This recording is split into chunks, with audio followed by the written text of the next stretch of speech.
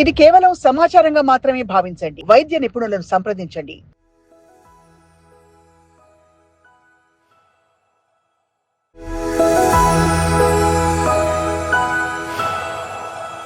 ఇప్పుడు లేవంగానే heel pain అంటాం మనం. అంటే ఎక్కడ వెనకాల అరికాళ్ళ కింద భాగం అంతా కూడా పూర్తిగా నొప్పెడుతూ ఉంటుంది, నడవలేకపోతూ ఉంటాం. కానీ పట్టించుకోకుండా దాన్ని అలా మనం తగ్గిపోతుందిలే అనుకుంటాం. అసలు ఏంటి సార్ ఆ పెయిన్? ఇది ఎక్కువ మందిలో అంటే హీల్ పెయిన్ అనేది చాలా ఎక్కువ మందిలో ఫీమేల్స్లో చూస్తుంటామండి యూజువల్గా. బికాస్ వాళ్ళ రెగ్యులర్ మెనోపాసెస్ కావచ్చు, లేదంటే ఈ మెన్సెస్ టైంలో సైకిల్స్ కావచ్చు. సో బాడీలో ఉన్న మైక్రో న్యూట్రిషన్స్ అనేటివి తగ్గి యాక్చువల్గా టిష్యూస్ అనేటివి టైట్ అవుతాయి. సో ఇక్కడ నుంచి అసలు స్టార్ట్ అవుతుంది. ఇది ప్రతి మనిషిలోని ఇలానే యాక్చువల్గా స్టార్ట్ అవుతుంది. దీనికి గల కారణం ఏంటంటే కింద అరికాల్లో ఉన్న ప్లాంటార్ ఫేషియా అని అంటారు. సో అరికాల ఆర్చ్ ఇలా ఉండాలి యాక్చువల్గా.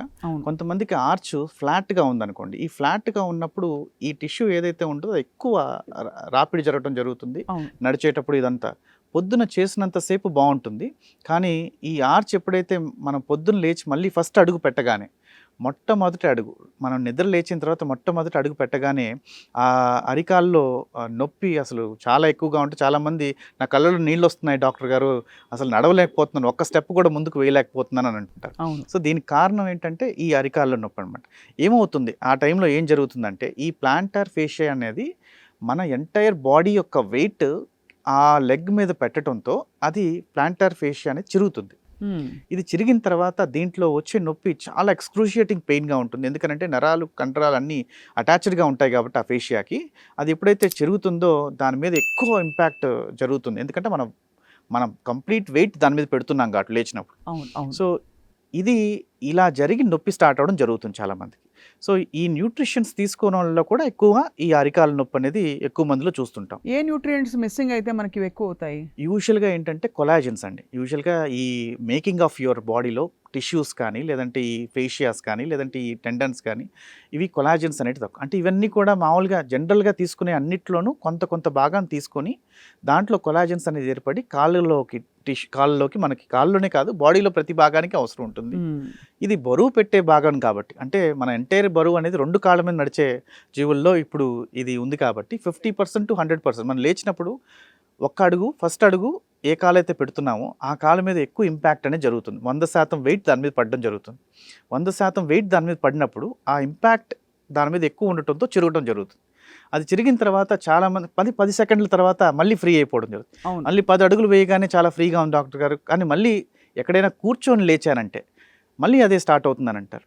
సో దీన్ని ఇనిషియల్గా మేము ఫస్ట్ ఎక్స్రేస్తో చూసినప్పుడు ఇది రిపీటెడ్గా జరిగి ఉన్నప్పుడు ఎక్స్రేస్ తీసి చూస్తే క్యాల్సిఫికేషన్ ఫామ్ అయి ఉంటుంది.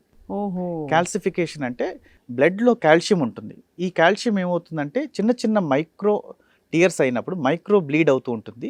ఈ బ్లడ్లో ఉన్న కాల్షియం అక్కడ ఫామ్ అవుతూ అంటే మీరు దీన్ని ఎలా గమనించవచ్చు అంటే, మీరు ఎక్స్రే తీసినప్పుడు మీకు కూడా చూడొచ్చు. యాక్చువల్గా ఒక వాటర్ డ్రాప్ పడుతూ ఉందనుకోండి, సాల్ట్ వాటర్ డ్రాప్ పడుతుంది అనుకోండి, ఒక హిల్ లాగా సాల్ట్ డ్రాప్స్, ఒక హిల్ లాగా సాల్ట్ ఫామ్ అయినట్టుగా ఒక హిల్ ఫామ్. అలా ఇక్కడ చిరుగుతున్నప్పుడు కొద్దీ ఈ కాల్షియం డ్రాప్స్ పడుతున్నట్టుగా ఒక హిల్ లాగా ఫామ్ అయ్యి ఒక చిన్న షార్ప్ ఎడ్జ్ లాగా ఒక చిన్న బోన్ పెరిగింది అని అంటుంటారు, కండ పెరిగింది అని అంటారు కింద అరికాల్లో. సో ఇలా చెప్తూ ఉంటారు. సో దీన్ని ఇనిషియల్గా మనం గమనించినప్పుడే దానికి arch supported chappals, arch supported shoes, అంటే జనరల్గా మీకు దొరికే ఆర్చ్ సపోర్టెడ్ కాకుండా మనం తీసుకునే ఆర్చ్ సపోర్ట్ ఎలా ఉండాలంటే మన ఆర్చ్కి తగ్గట్టుగా, అంటే మన ఆర్చ్ యాక్చువల్గా 8 mm ఉండొచ్చు, 9 mm ఉండొచ్చు, లేదా 10, 11 ఉండొచ్చు. మీ ఆర్చ్ ఎంత ఉందో దానికి తగ్గట్టుగా చెప్పల్స్ తయారు చేసుకుని దాన్ని వేసుకోవడం జరుగుతుంది. ఈ ఆర్చ్ సపోర్టెడ్ తగ్గట్టుగా వేసుకోవటం వల్ల పొద్దున ఫస్ట్ అడుగు పెట్టేటప్పుడు ఆ ఆర్చ్ మళ్ళీ తెగకుండా ఆపడం జరుగుతుంది. కానీ ఆల్రెడీ తెగుంది సార్ డాక్టర్ గారు, నాకు చాలా నొప్పిగా ఉంది అని అంటే వాళ్ళకేంటంటే ఫస్ట్ స్టెప్ అనేది టెన్నిస్ బాల్ మీద పెడతాం. యూజువల్గా టెన్నిస్ బాల్ మీద పెట్టమంటాం. టెన్నిస్ బాల్ అనేది ఎందుకు తీసుకున్నానంటే, చాలా రకాల రోలింగ్ థింగ్స్ తీసుకోవచ్చు. చాలామంది బాటిల్స్లో, ఐస్ బాటిల్స్లో, వాటర్ బాటిల్స్ మీద పెట్టి రోల్ చేస్తున్నానంటారు. కానీ దానికన్నా కూడా పిన్ పాయింటెడ్గా బాల్లో ఏంటంటే పాయింటెడ్ ఎడ్జెస్ ఉంటాయి. ఈ పాయింటెడ్ ఎడ్జ్ వల్ల మనకి కరెక్ట్గా ఎక్కడైతే హీల్ అవ్వాలో, ఎక్కడైతే స్ట్రెచ్ అవ్వాలో ఆ పాయింట్ ఎడ్జ్ కరెక్ట్గా స్ట్రెచ్ అవుతుందనే ఉద్దేశంతో టెన్నిస్ బాల్ అనేది తీసుకున్నాను నేను.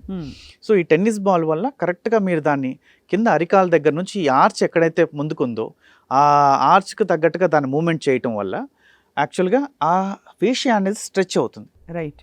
సో ఇనిషియల్గా మీరు పెట్టే మొత్తం బరువుని 20-30%లోకి తగ్గించేసేసరికి పెయిన్ ఎక్కువ లేకుండా స్ట్రెచ్ చేయడం జరుగుతుంది. దాని తర్వాత మీరు ఈ ఆర్చ్ సపోర్టెడ్ చెప్పల్స్లోకి వేసుకోవటం వల్ల ఈ ఆర్చ్ అలాగో సపోర్ట్ అయి ఉంటుంది, దాని మీద పడే ఇంపాక్ట్ తగ్గి హీలింగ్ అనేది స్టార్ట్ అవుతుంది. ఓహో, సో ద హీలింగ్ ఆటోమేటిక్గా అవుతుందండి. హీలింగ్ అవుతుందండి. యూజువల్గా ఏంటంటే వాళ్ళు తీసుకునే న్యూట్రిషన్ కూడా పెంచాలి యాక్చువల్గా. సో వాళ్ళు తీసుకుంటున్న దాంట్లో నట్స్ కానీ లేదంటే ఈ కొలాజన్స్ ఉండేటివి కానీ ఫైబర్ ఉండేటివి కానీ పెంచగలిగితే నిజంగా అబ్జర్వ్ అవుతాయా సార్ అవన్నీ? ఖచ్చితంగా అవుతాయండి.